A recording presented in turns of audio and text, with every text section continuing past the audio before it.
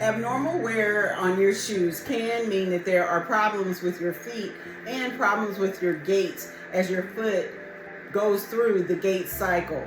So if you notice we'll call this the outside of the shoe or that outer border of that shoe. If you start to notice a lot of wear on the heel, on the outside of the shoe, that could mean that you are supinating more as you go through the gait cycle.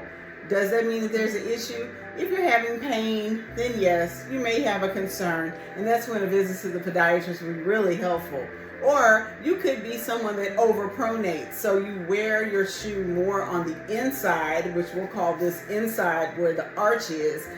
That can cause more pronation. And yes, you can also have ankle problems, knee problems. If you notice pain, that's when you pick up the phone and call your podiatrist. We're here to help you with these concerns. Follow for more information.